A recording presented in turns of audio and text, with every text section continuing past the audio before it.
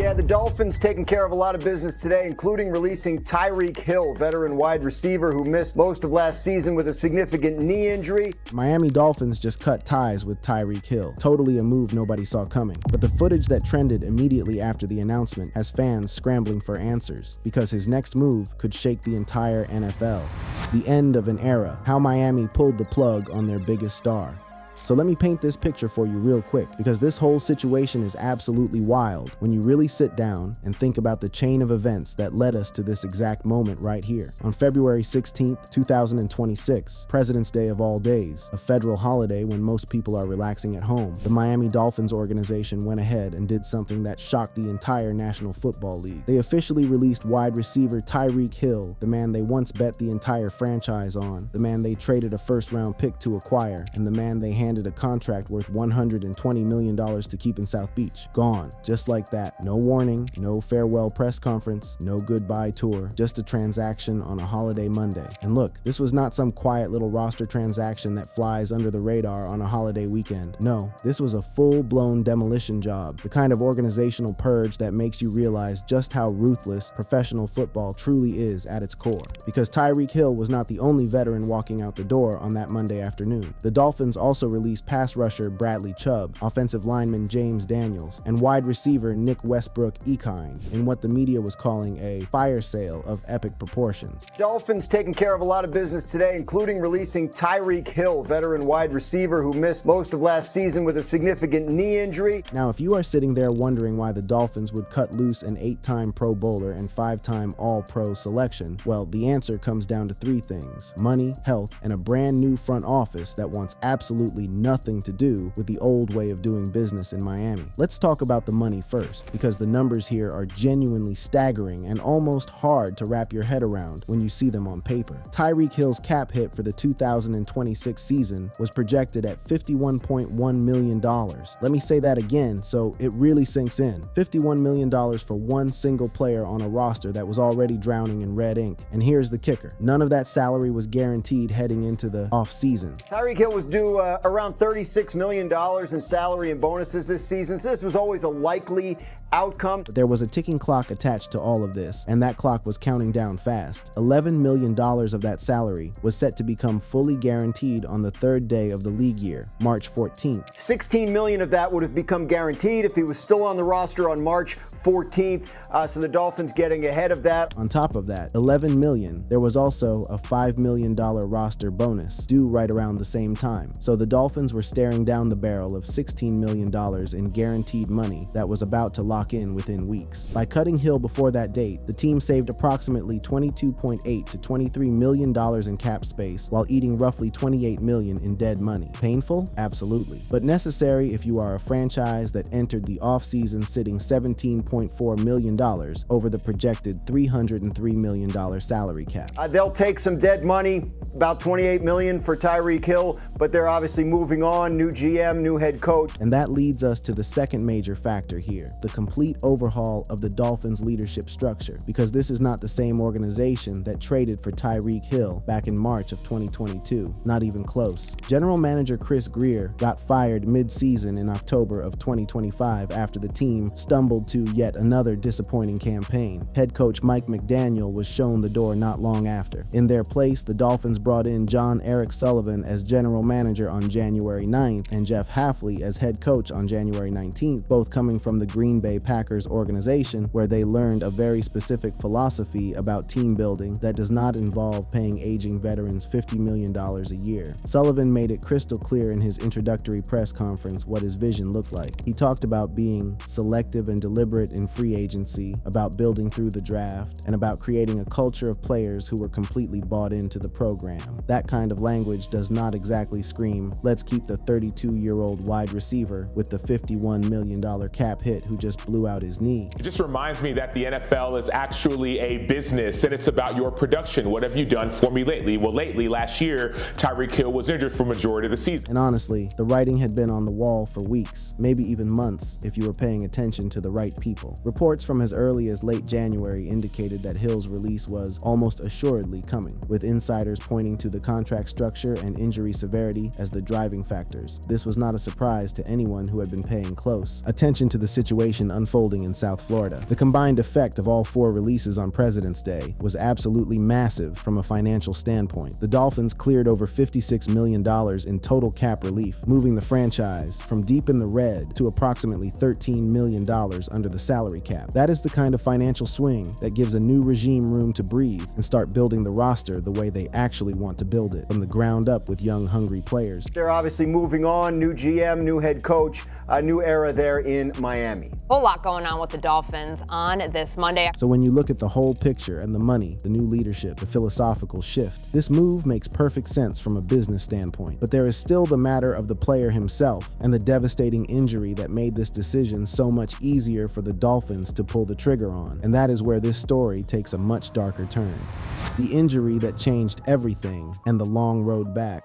Now we need to rewind the clock a little bit, because to truly understand why Tyreek Hill finds himself in this position right now, staring down free agency for the very first time in his entire professional career, you have to go back to the night of September 29th, 2025. It was a Monday Night Football game, the kind of primetime spotlight that Tyreek Hill has thrived under for his entire career. The Dolphins were hosting the New York Jets at Hard Rock Stadium, and at that point in the season, Miami was sitting at a rough 0-3 record, desperate for a win to keep their playoff hopes alive. Last season, Hill suffered a dislocated knee and torn ACL in Week 4 against the Jets. Here's what happened. It was the third quarter with about 13 minutes left on the clock. Hill caught a short pass from quarterback Tua Tagovailoa, picked up about 10 yards, and was heading toward the sideline when Jets rookie defensive back Malachi Moore came in for the tackle. The hit itself was not anything extraordinary. It was not some vicious helmet-to-helmet collision or a dirty late shot. It was just a routine football play, the kind that happens dozens of times in every single game. But the way Hill's left leg twisted and buckled underneath him as he went out of bounds, that was the moment everything changed. The trainers rushed out immediately. They removed his cleat to stabilize the leg. Hill was carted off the field and transported straight to a local hospital for overnight evaluation and imaging. And the diagnosis that came back was about as bad as it gets for a speed receiver: a dislocated left knee with tears to multiple ligaments, including the ACL. Multiple ligaments, not just one. We are talking about the kind of injury that puts your entire career in jeopardy when your whole game is built around running a 4.29 40-yard. Surgery came the very next day, September 30th, and the good news, if you can call anything good in this situation, was that the procedure went well. Hill's agent Drew Rosenhaus told reporters that all of the torn ligaments went back into place naturally, and that there was no nerve damage, no blood flow issues, no broken bones, and no cartilage problems. That was huge, because with a knee dislocation, the risks of vascular damage and nerve complications are very real and very serious. The fact that Hill avoided all of those worst-case scenarios gave everyone at least a small reason for optimism moving forward. But optimism and reality are two very different things when you are talking about this kind of injury at this level of professional sports. The standard recovery timeline for an ACL tear alone is 9 to 12 months. When you add in the additional ligament damage, and as of February 2026, Hill revealed that he still needs another surgery on his lateral collateral ligament, that timeline stretches out to anywhere from 12 to 18 months, according to orthopedic specialists who have studied these types of complex multi-ligament injuries extensively. It's still unclear whether he will actually be ready to play the start of the 2026 season, as he still recovers from that major knee surgery. Former NFL physician Dr. David Chow went even further with his assessment, classifying the injury as career-threatening for a player whose entire value proposition is built on elite speed. He projected a late 2026 or even 2027 return after the additional LCL procedure, which paints a much more cautious picture than what the agent has been putting out there publicly. And look, you can compare this to other devastating knee injuries in NFL history to get a sense of what Hill might be facing on his road to recovery. The most obvious comparison is Alex Smith, who suffered a compound spiral fracture of his tibia and fibula back in November of 2018. Smith's injury was objectively more severe. He dealt with 17 surgeries, a life-threatening infection from necrotizing fasciitis, and nearly had his leg amputated. His recovery took 23 months before he returned to game action. He played 8 games and then retired. Now, Hill's situation is not nearly as extreme as what Alex Smith went through. There are no fractures, no infections, no threat of amputation. But the common thread between these two players is the fundamental question that haunts every athlete who goes through something like this. Can you come back to the same level after your leg is essentially reconstructed? For a quarterback like Smith, maybe you can still get by without the same mobility. But for Tyreek Hill, a man who has built his entire Hall of Fame caliber career on being the fastest human being on the football field, that is a much harder question to answer, and nobody truly knows the answer yet. As of mid-February 2026, about 4.5 months post-surgery, Hill was walking without a brace and staying positive. During a Twitch live stream on February 17th, he told his audience that his recovery was going well and that he was keeping his spirits up through activities like DJing and traveling to stay mentally sharp. Now, the question is, with Tyreek Hill and his health and his age,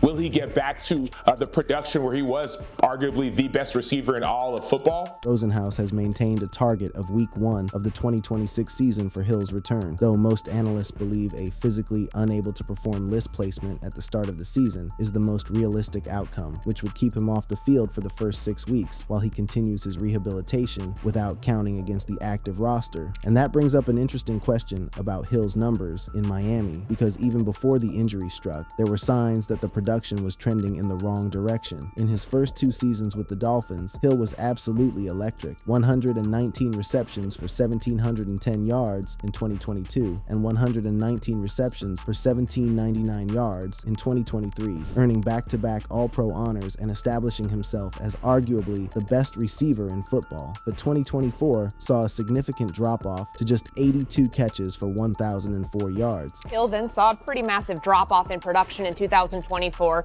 ranking outside the top 20 in both receptions and yards. So you had a receiver who was already declining statistically, who then suffered one of the most devastating knee injuries a speed player can suffer, and who was about to turn 32 years old in a matter of weeks. When you combine all of those factors together, you start to understand why the Dolphins felt comfortable making this move. But understanding the business logic does not make Tyreek Hill's response any less powerful, and what he said next is what truly set the internet ablaze. The Cheetah's response and the teams lining up to grab him. Within hours of the Dolphins officially cutting ties with their former franchise wide receiver, Tyreek Hill went on Instagram and dropped one of the most passionate and emotionally raw farewells we have seen from a professional athlete in a very long time. Under his verified handle, he posted a message that started with the words, "The journey don't stop," and proceeded to thank the entire Dolphins organization, his teammates, the coaching staff, and especially the fans of Miami for what he called an unforgettable 4 years. But it was the second half of that message that really grabbed everybody's attention and had people sharing it all across social media. Hill wrote that every chapter in life has taught me something, and that this particular chapter taught him about leadership, resilience, and gratitude. He then delivered the line that had the entire NFL world buzzing. He said that right now, this offseason, for the first time ever, the Cheetah is all the way turned up and locked in, and that he does not slow down, ever. He finished it off with a promise that felt almost like a warning to the rest of the league. The Cheetah will be back, born again. That post racked up over 38,000 likes and 1,200 comments almost immediately, with fans, analysts, and even current NFL players jumping into the conversation about where Hill should land next. And that is where this whole thing gets really interesting, because there is no shortage of teams that would love to add a player of Tyreek Hill's caliber to their roster if they believe he can get healthy and return to anything close to his former self. The obvious #1 destination that everybody keeps talking about is the Kansas City Chiefs. I mean, look, the Kansas City Chiefs are already getting the band back together, bringing back offensive coordinator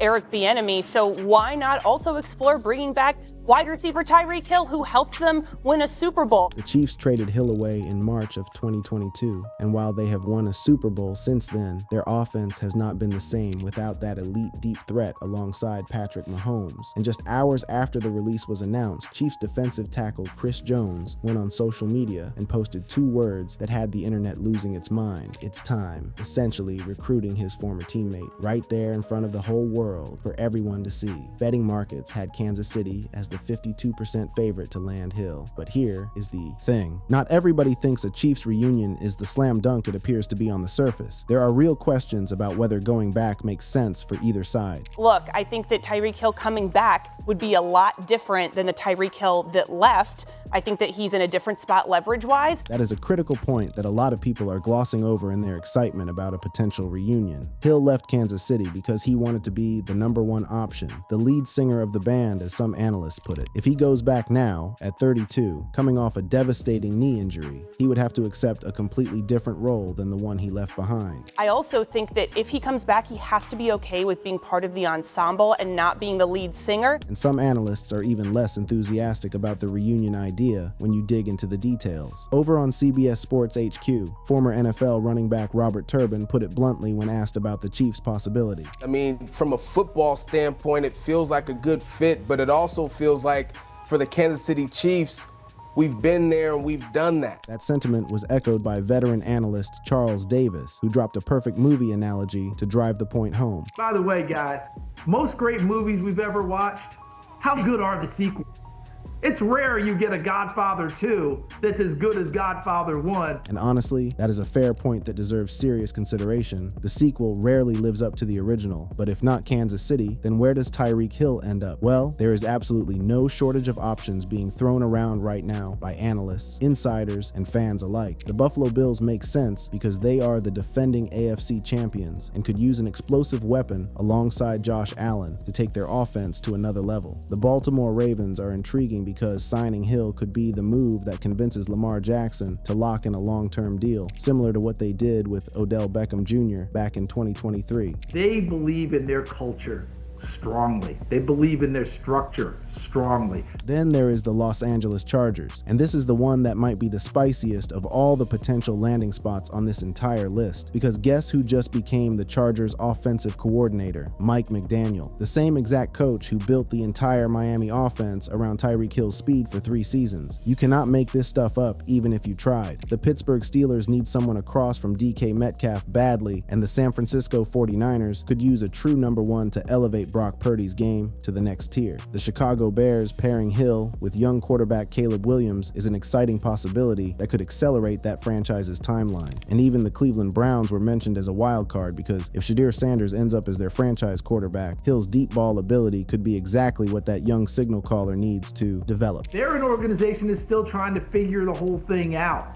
And while you do that and your product hasn't exactly been great, Tyreek Hill can help you. Regardless of where he lands, the general consensus among league insiders is that any contract Hill signs is going to be short-term, likely 1 to 2 years, and heavily incentive-based, probably in the range of $10 to $15 million annually. That is a far cry from the $120 million extension he signed with the Dolphins, but that is the reality of the situation when you are 32 years old, coming off a multi-ligament knee injury, and carrying some well-documented off-field baggage that teams will absolutely factor into their decision-making process behind closed doors. But here's what people keep forgetting about Tyreek Hill when they write him off too quickly. This is a man with 819 career receptions, 11,363 receiving yards, and 83 receiving touchdowns. He has been to 8 Pro Bowls. He has 5 All-Pro selections. He has a Super Bowl ring. Even if he comes back at 70% of what he was, and analysts have suggested that 70% of Tyreek Hill is still better than what most teams currently have at the receiver position, he could be the difference maker that pushes a contender over the top in 2026. Tyreek Hill will be, I believe, in demand, because if someone can get Tyreek Hill and he's healthy, Tyreek Hill can make a difference for plenty of teams out there. The cheetah says he is locked in. The cheetah says he is born again. Now the entire NFL is watching and waiting to see if that is just talk, or if Tyreek Hill has one more explosive chapter left to write in what has already been a legendary career. Free agency opens March 11th, and when it does, you better believe the phones are going to be ringing off the hook for the fastest man the league has ever seen. Where do you think Tyreek Hill ends up? Kansas City for the reunion? Buffalo for the Bills? The Chargers with his old coach? Or is there a wild card team nobody is talking about? Click on one of the cards on your screen to see more videos like this.